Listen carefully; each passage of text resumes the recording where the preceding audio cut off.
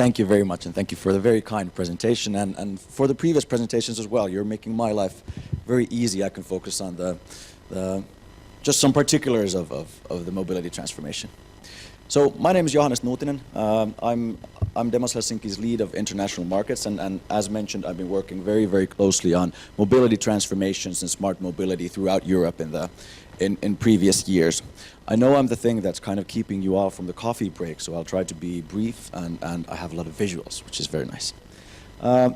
Peter actually already explained very, very well what Demos Helsinki is, so just very, very briefly, we're a Nordic think tank focused on societal transformation. We're based in Helsinki, but actually at the moment we work globally, so we have a lot of work throughout Europe and the Middle East. The focus themes of our work are, for instance, governance innovation, where we work with the highest government level on innovation policy, innovative policy and experimentation. And then on smart mobility and smart cities, we actually have a very broad scope. So we work with both municipalities, ministries, we work with the automotive industry, we work with energy providers. So we do have a kind of broad scope of working on mobility strategies and mobility visions of what could the mobility transformation look like. So that's kind of the perspective I'm taking today.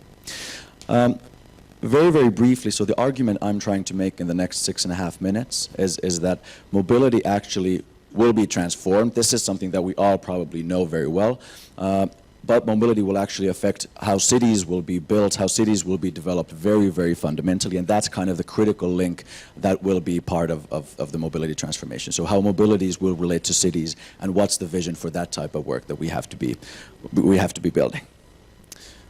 Okay, so this is kind of actually a longer slide set. I'll choose the most interesting ones.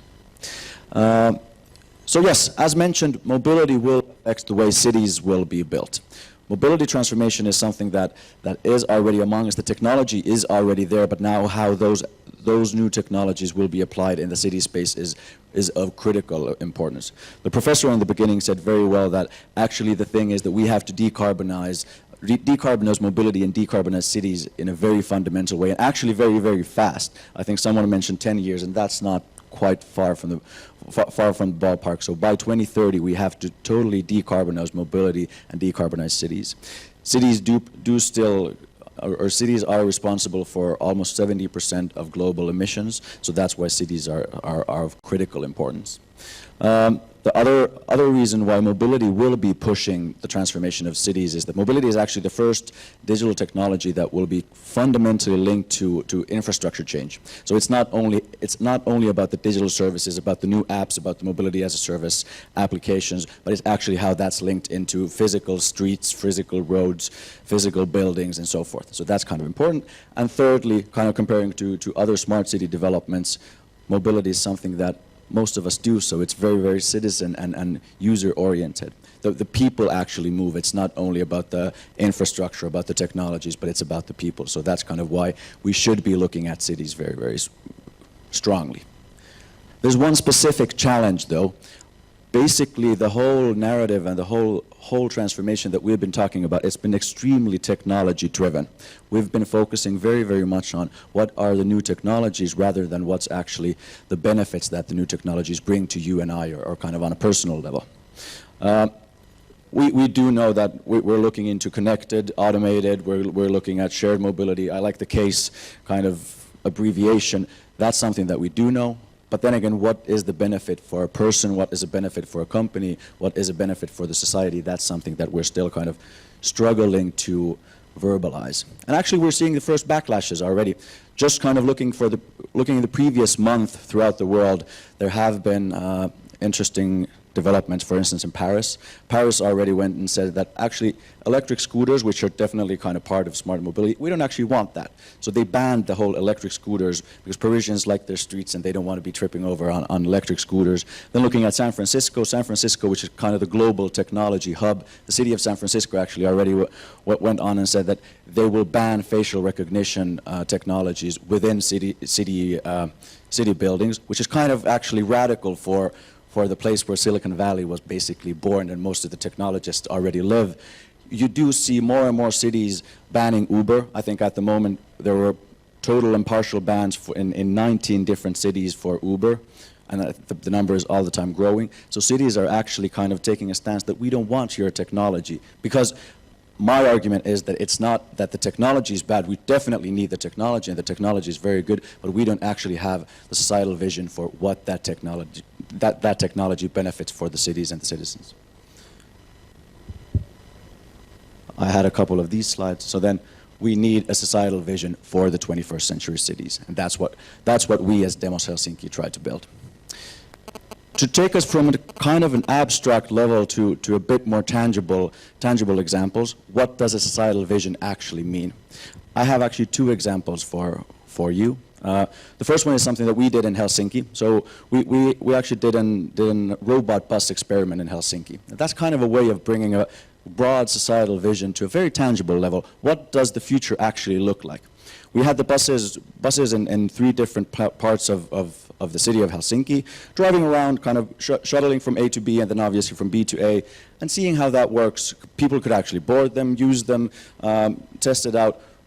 We did it for basically three things. We wanted to show what the mobility transformation looks like, because there's always, when you have change, then people are a bit anxious about it. So we wanted to show what the new robot buses might look like. Secondly, we obviously wanted to test out the technology. What are the different hiccups? How does it work? What is the kind of user responses to it? How does the technology work in different types of parts of the city, which was very, very good. And then thirdly, we wanted to kind of do some user testing. So what are the responses and impacts on the people riding the buses? Fourth, and critically, in the robot bus experiment, we actually worked a lot with regulators. So we know that when we're talking about mobility in cities, we're in a very heavily regulated space. The R was a very good point. So we're in a very heavily regulated place, and we need to involve regulators into our experiments, into our pilot projects, because the regulators also have to understand what their role is in steering the right types of solutions, what their role is in the experiments. That's kind of one type of, there we go, one type of example of what a tangible vision might look like. I want to share another example of what a societal vision for mobility might look like. And now I actually have to take us, I'm a futurist by training, but I actually talk a lot about history, so I want to talk about a kind of a historical example, because I think this is very instructive of what we could do next. The previous mobility transformation, in my books, it was in the beginning of the 20th century when we kind of got a brand new technology that kind of fundamentally transformed mobility, which was basically the car, the privately owned vehicle, which was a major technological development.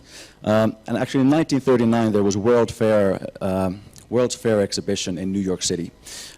General Motors, which was kind of the leading car company of the continent at that moment, built this exhibition called Futurama, which was their template of what the city of the future might look like. So it was this kind of big dome, you could walk around it, and it was kind of the model city of the future of America. It looked a bit like this. So this is the kind of first blueprint of the city. So you had, in the very middle of the town, you had the place where people went to business, the kind of office buildings, then kind of right there where the sea is, you had the kind of more residential areas, the neighborhoods where you could kind of have your own house and even a small yard, and you can do your barbecues. And then you had places where the kind of factories were and shopping centers and so forth. This was a template for the smart city of 1939. The interesting part about this is that it actually showed what the benefit or the value on a personal level about this change is. It showed that I don't actually have to be living next to the factories.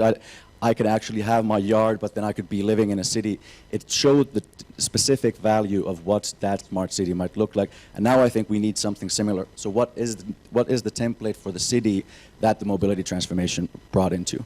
For a mobility company or car manufacturer, basically, they didn't talk about the technology on this. I mean, the car is obviously the technology that connects the different parts of the city, but they talked about the city and what that might look like.